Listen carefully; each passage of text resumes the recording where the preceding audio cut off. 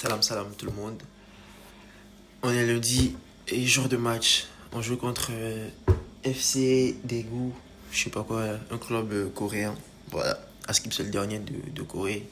Dernier, je sais pas, hein, j'ai vu ça sur Twitter, je sais pas si c'est vrai, mais voilà. Donc c'est la mi-temps, et qui dit mi-temps dit débrief, première partie. En espérant que je puisse faire la seconde partie si j'ai pas la flemme. Voilà, donc on va parler de ce qu'on a vu sur cette mi-temps. On commence par la compo. On avait une compo presque prévisible parce qu'on avait qui? On avait Juan Garcia au goal. Après, on avait comme défenseur central. Enfin, en défense centrale, on avait Araujo et puis Gérard Martin. On va revenir là-dessus. Et puis sur les ailes, on connaît un Koundé, Baldé. Et milieu de terrain, il y avait un changement parce qu'il y a Fermin qui est blessé. Et Olmo, ses récents matchs, c'était pas trop ça. Du coup, je pense qu'il a préféré mettre Dro, Gavi, qui a très bien joué le précédent match. Et Frenkie de Jong, ça bouge pas, tu connais. Il y a Pedri qui est au repos. Et en attaque, c'est du classique. Yamal, Rafinha et Lewandowski.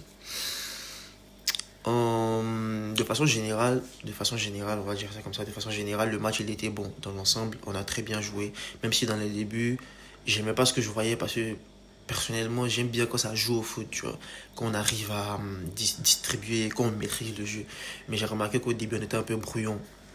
Je sais pas pourquoi, mais dans les débuts, c'était un peu bizarre. Les 5 premières minutes, on va dire, 5 premières minutes, on a même concédé des tirs, mais il y avait hors-jeu, heureusement.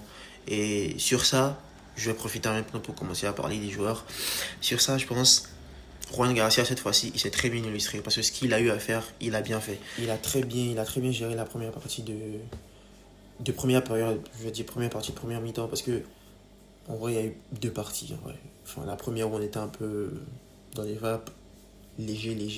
Et il y a la deuxième partie où on a explosé l'adversaire. Donc ouais, il a très bien géré, il a très bien fait sa sortie.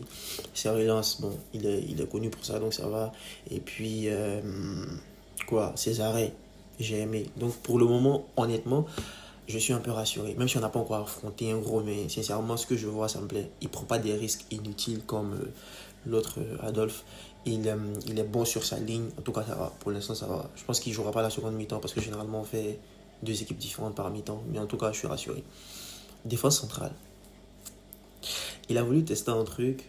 Moi, je comprends l'idée hein, parce que Gérard Martin de base, c'est un latéral. Donc, le mettre en défense centrale du côté de Baldé, on se dit si Baldé monte, il peut couvrir en fait les arrières de Baldé. Donc, sincèrement, moi, je me dis ça va, tu vois. Mais est-ce qu'il a les qualités pour? Certes, Inigo est blessé, mais un mec comme Christensen, est-ce pour garder Christensen pour la seconde mi-temps?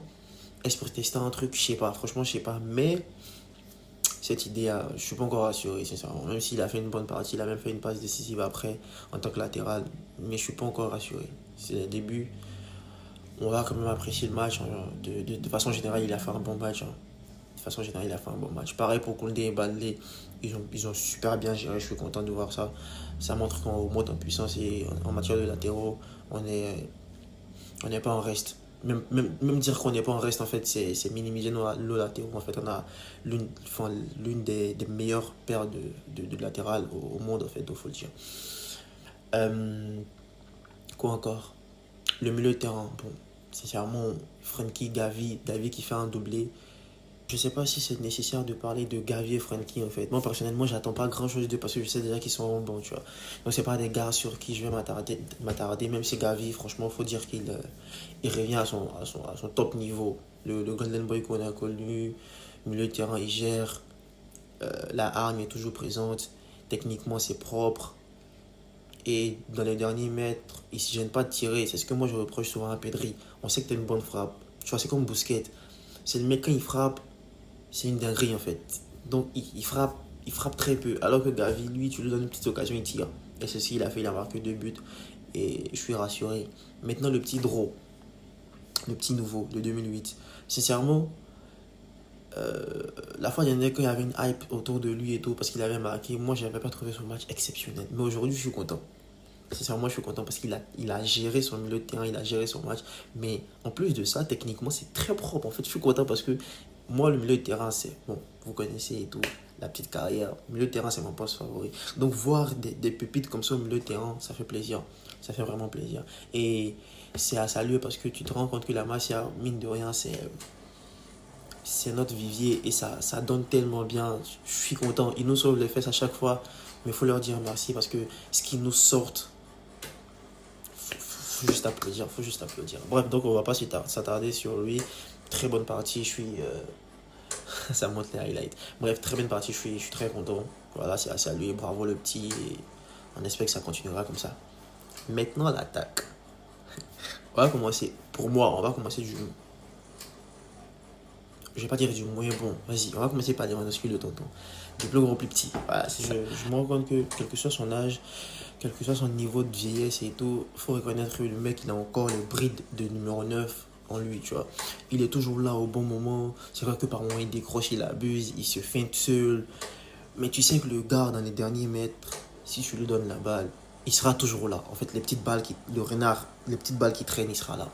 Et ça fait plaisir. Sincèrement, ça fait plaisir de voir que même si ça ne sera pas le titulaire, même si ça ne sera pas le gars sur qui on compte de fou, mais à chaque fois quand il sera là, il pourra profiter de certaines brides d'action et ça fait plaisir. Donc voilà, très bon match de sa part. Il met un tapin, on est content. Ça prouve qu'on pourra compter sur lui en sortie de banc et ça fait plaisir. Deuxième joueur, Rafinha. Rafinha, j'ai aimé. Même si à un moment donné, je trouvais qu'il dézonnait. Je pense qu'il y a eu mésentente entre Rafinha et Dro. Parce que Dro, il peut aussi bien jouer au milieu de terrain en tant que 10 que Kelly, tu vois. Donc je me dis, à un moment donné, quand il se réaxait, il y a Dro qui était. Enfin, il y avait Rafinha et Dro au milieu de terrain. Je trouvais que ça faisait un peu trop. Si tu rajoutes Lewandowski qui revient, Gavi qui monte, 4 personnes, non, c'est pas beau à voir. Donc je pense Dro aurait dû, voilà, se décaler un peu vers la gauche et puis voilà, prendre l'espace. Mais je pense après il a réussi à régler ça. Donc Rafinha, très bon match. Les efforts, tu connais, il est toujours présent. Techniquement, c'est bon. Et puis, ses appels, il y a une passe de Yamal qui devait convertir. Franchement, comment je vois ça, je suis content parce que il prend la profondeur, chose que Lewandowski fait très très peu, mais vu qu'il occupe les défenseurs centraux et tout, ça fait que Rafinha a le champ libre, ça fait plaisir. Il bouffe la profondeur, il bouffe l'espace, il est toujours là au pressing. Techniquement, sa patte gauche là. Bref, on a une patte de lapin, ça porte chance. Donc voilà, il a fait un très très bon match. J'aurais aimé qu'il marque ce but sur la passe de Lamine Yamal, mais vas-y, en soi, c'est pas grave, hein, ça va, ça va. Tant qu'il est présent, il fait son taf, moi je suis content, je suis content. Et il y a même une passe, il a failli faire une passe décisive, je crois, à Yamal ou je sais pas qui là. En tout cas, très très bon match, très bon match. Et voilà, c'est Rafinha quoi, c'est le guerrier. Tout ça pour finir sur Lamine Yamal. En fait, je vais faire pause, je vais reprendre parce que Yamal, il y a beaucoup de choses à dire. Il y a beaucoup de choses à dire. One eternity later. Parlons de Yamal. Lamine Yamal Nasraoui, je sais pas quoi. En fait, je pense qu'on se rend pas compte de qui est ce joueur-là. Sincèrement, à un moment donné, je voyais sur Twitter défiler que Messi était le joueur le plus sous-coté de l'histoire. Et je commence à me rendre compte que c'est vraiment vrai en fait. Parce que Lamine Yamal, on n'en fait pas assez. Je vous dis, à un moment donné, je pense qu'on regrettera. J'espère que non, mais je me dis à un moment donné, on se rendra compte qu'on n'a pas fait assez avec ce petit. Ce qu'il propose, techniquement parlant, sur son côté gauche, sur son côté droit plutôt, c'est de la folie. En fait, le mec, je me rappelle hier, je parlais des alliés qui refusaient de provoquer. Le mec, tu lui ramènes 2 joueurs, il provoque. Tu lui ramènes 3 joueurs, il provoque. Et quand je dis il provoque, c'est pas des trucs farfelus. Techniquement parlant, c'est propre. C'est tellement propre. Parce que faut voir qu'il y a des alliés que tu peux dire qu'ils sont un peu brouillons et tout. Lui, ne serait-ce que dans sa prise de balle, tu sais que c'est ce qu'il prépare, ce qui arrive vers toi, ce qui vient vers toi, c'est pas du jeu en fait. Il sort de. Ah, Seigneur, c'est pas possible. En fait, le gars, ça me fait mal parce que souvent je l'entends dans certains débats. Quand tu vois les autres et tu le vois, tu dis, mais c'est de notre faute. C'est de notre faute si on laisse des gens en fait se permettre de parler de nos petits comme ça. C'est nous en fait, on n'impose pas le respect sur lui. Parce que moi, je vous dis, ça aurait été quelqu'un qui jouait dans une autre équipe. Et je parle des gens qui portent la Bible, hein. On n'aurait jamais comparé ce petit-là à un petit de sa génération. C'est pas possible. Même à cette défensive, c'est pas possible. En fait, Le gars, j'ai même l'impression qu'il a débloqué un nouveau geste, en fait. Parce que je me rends compte que les deux dernières saisons, ces 2 dernières saisons, la première, c'était une saison demi-teinte. La seconde, c'est une saison complète, voilà. Mais ces saisons dernières-là, il n'avait pas les passements de jambes aussi faciles. Mais depuis la pré-saison, là, les 2 matchs, les 3 matchs qu'il nous a sortis, je sais pas. C'est comme si, techniquement parlant, il était redevenu boosté. Tu vois ce qu'il faisait avant? Il a rajouté des trucs dessus. Et ces changements de direction, t'as l'impression de voir Neymar. Je vous dis, t'as l'impression de voir Neymar. Contrôle, passe, pied gauche, passement, blocage. Il fait tout. Il fait tout. Et ce qui me plaît chez lui, c'est que c'est pas le gars qui fait et puis derrière il gâte. Non.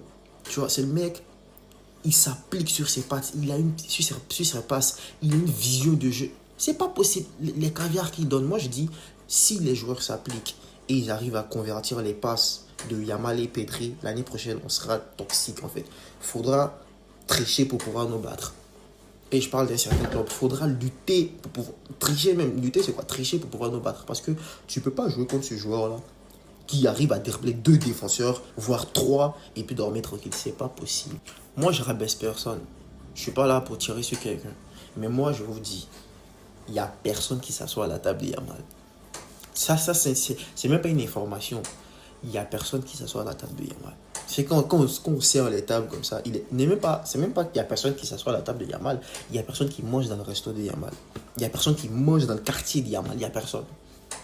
Parce que proposer des alliés, il suffit de s'asseoir. Il joue 45 minutes et je dis, s'il jouait tout le match là, il y a des joueurs qui auraient refusé de défendre sur lui. C'est-à-dire, tu es assis là comme ça, on dit, allez, chauffe-toi, tu rentres à la place de latéral. Tu dis non. Pourquoi? J'ai la gastro. Tu peux pas accepter de jouer contre ce gars-là. C'est filmé, il y a des gens qui regardent. C'est filmé. Pourquoi? C'est méchant. On n'en fait pas assez. Sincèrement, je trouve qu'aujourd'hui, la fois dernière, autant j'étais bluffé la fois dernière de voir qu'il avait amélioré son niveau offensif, sa vitesse de jeu, sa vitesse d'enchaînement, ses précisions et son niveau technique. Mais aujourd'hui, j'ai pas les mots. En fait, aujourd'hui, il est tellement à l'aise et ça me plaît parce qu'à chaque fois, même s'il se rate, c'est comme si. Il y a un mec qui disait les comptes favorables, on a l'impression que c'est des coups de chance, alors que finalement, c'est pas tellement des coups de chance parce que c'est provoqué. C'est réel. Aujourd'hui, je me rends compte que c'est réel. Parce que Messi, Neymar, le nombre de comptes favorables dont ils ont bénéficié dans leur carrière, c'est pas normal. Ça veut dire que finalement, c'est pas des trucs dus au hasard en fait. Et aujourd'hui, je me suis rendu compte sur 2 actions. Le mec, normalement, là, il perdait la balle, mais la balle revient vers lui. Pourquoi? C'est des matchs de pré-saison. On va essayer de se calmer. Mais sincèrement, si ce gars-là, il continue sur cette lancée, je voudrais même pas entendre parler de Lamine Yamal contre quelqu'un. Parce qu'aujourd'hui, il fait une passe décisive à Gavi, je suis d'accord. Mais moi, je m'en fous. Le mec, il finit le match avec 0 but, 0 passe D. Il fait ce genre de match-là sur 10 matchs d'affilée, 0 but, 0 passe D. On va dire que Lamine Yamal doit travailler sa finition. Mais il n'y a personne qui mange dans le quartier de Yamal. Vous pouvez faire vos propagandes à côté. Moi, je vous dis, je suis pas ouvert au débat. Il suffit d'ouvrir les yeux et de regarder ce jeune-là jouer. Franchement, c'est trop fort. La deuxième mi-temps, enfin, j'ai déjà parlé de la première, du coup, on va beaucoup plus se concentrer sur la seconde période. En vrai, la seconde période, elle était pas mal. J'ai bien aimé ce que j'ai vu. J'ai l'impression, quand il y a moins de cadres sur le terrain, ça joue beaucoup plus collectif qu'avec le 11 titulaire. C'est mon impression, c'est ce que j'ai remarqué. Parce que en seconde mi-temps, il y a beaucoup moins de cadres. Il y a pas mal de remplaçants. Il n'y a plus Yamal, il n'y a plus Rafinha, il n'y a plus De Jong, il n'y a plus de... Voilà, du coup, les gars, ils essaient de jouer beaucoup plus de façon collective. Ça évite certaines individualités. Certains en contre un, ça fait plaisir. Tu retrouves un très beau Barça, balle au pied, et j'aime bien. Donc, les joueurs que j'ai retenus en seconde période. De façon générale, tout le monde a bien joué. Hein. J'ai aimé, même si Kobarsi se fait une petite frayeur vers la fin. Je crois qu'il est blessé. Je sais pas si c'est sérieux ou pas. On verra avec ce que les médecins diront après analyse. Mais j'espère que c'est rien de grave parce que si on doit continuer alors en début de saison, non, je ne vais même pas y penser. Non, je ne vais pas y penser. Bref, du coup, ouais. À part cette petite frayeur, je pense que ça va. Je suis content parce que Marcus Rashford a marqué. Ouais, je pense que c'est le but que j'ai le plus célébré sur les 5 parce que j'étais tellement content que j'ai crié. Je suis content pour lui. J'espère que avec le temps, il retrouvera beaucoup plus confiance en lui et qu'il sera très décisif. Sincèrement, je veux qu'il marque beaucoup, en fait. Ça, je veux, sincèrement. Et qui d'autre? Ouais, Tony Fernandez, ouais, j'ai bien aimé son entrée. Parce que Rashford, il a joué en 9. Ouais, il a joué en 9 et Tony, il était plus un ailier. Ouais, j'ai bien aimé. Après, Pedri, on connaît Casado, magique, les gars, ils sont très forts. Daniel Mo, ouais, on l'a beaucoup critiqué la fois dernière quand il a été moyen, ouais, mais aujourd'hui, il a très bien joué. Même si à la fin, j'ai senti qu'il voulait mettre son petit but. C'est toujours comme ça avec les joueurs. Mais ouais, ouais, il a très très bien joué, j'ai aimé. Après, il y a qui? Non, pas le gardien ça va, la défense ça va aussi. Eric Garcia à droite, Geoffrey Torrent que j'ai beaucoup aimé aussi, ouais. C'est comme avec Baldé, hein, il n'y avait pas de véritable ailier sur son poste, du coup il devait monter, il devait jouer en tant que piston en fait, donc voilà. Défensivement parlant, il n'y a pas eu grand chose à faire, franchement. Non, même en première période, c'était beaucoup plus difficile en défense qu'en seconde. Franchement, défensivement parlant, on n'a pas eu grand chose à faire. Voilà. Au milieu de terrain, comme j'ai dit, masterclass, des joueurs presque titulaires, des joueurs titulaires même, qu'est-ce que je raconte. Du coup, ouais, c'était bon en attaque. Ouais, Rooney Bardi. Lui, mec qui n'est pas super rapide dans la course et dans l'exécution de ses dribbles, pardon. Mais tu sens qu'il a du potentiel. Moi, j'aime bien le gars parce que si c'est sûr, ses prises d'appui, son intelligence de jeu, ses dribbles. Je suis content, en vrai, je suis satisfait. J'aime bien ce que je vois. Et ça me conforte dans l'idée qu'on a vraiment un bon remplaçant pour la Yamal. Sincèrement, on a un très bon remplaçant. Bon, très bon, je pense que c'est un peu abusé. Ouais. Très bon. Non, on va pas dire qu'il est très bon. Franchement, il est bon. Franchement, il est bon. Comment on le compare à Yamal, c'est difficile de juger, mais ouais, il est bon. Du coup, ouais, j'aime bien. Et Ferran, il n'a pas joué parce que je pense qu'il avait une légère blessure ou une hygiène, je sais pas. C'est pour ça que Rashford, il a joué en 9 aujourd'hui. Donc, ouais, dans l'ensemble, c'est un très bon, euh, un très bon match. Dans l'ensemble, ouais, j'ai beaucoup aimé. La première période, pour une fois, était meilleure que la seconde. Ouais, parce qu'on en a mis 3 et en seconde période, je crois, on en a mis 2, ça fait 5 en tout. On a quand même raté. Mais défensivement parlant, aujourd'hui, je suis content parce on s'est très bien géré, en vrai. On s'est très bien géré, on a très bien géré les balles en profondeur. Le piège du rejeu, il a marché. On s'est pas pris beaucoup de face à face avec le gardien. Juan Garcia, il a géré ça en première période. Offensivement, on s'est régalé en première période. On a eu pas mal d'occasions quand même. Je pense qu'on aurait pu mettre beaucoup plus de buts sur ce match-là. C'est peut-être ça qui fait un tout petit peu mal parce que tu sais que avec le nombre d'occasions qu'on a eu, ouais, je pense qu'on aurait pu finir avec un écart beaucoup plus conséquent. Mais ça fait plaisir. Ça fait plaisir de revoir le Barça, surtout ça.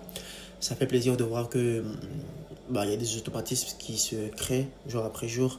Et surtout que défensivement, on commence à s'améliorer. Il faut le dire. Parce que les matchs de pré-saison, c'est pour préparer la saison, comme le nom l'indique. Du coup, quand tu vois qu'il y a beaucoup de choses qui commencent à se régler, il y a, il y a des trucs qui commencent tu sens il y a du mieux comparé à la saison dernière et tu sens qu'il y a des automatismes qui se créent entre les joueurs, ça fait plaisir.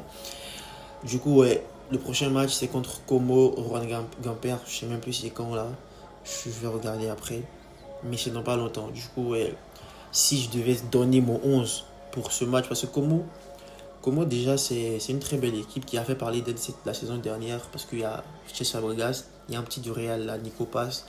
Et dans l'ensemble, apparemment, ils jouent bien. Tu vois, c'est pas l'équipe du siècle, mais footballistiquement parlant, à Skip, ils sont bons, tu vois.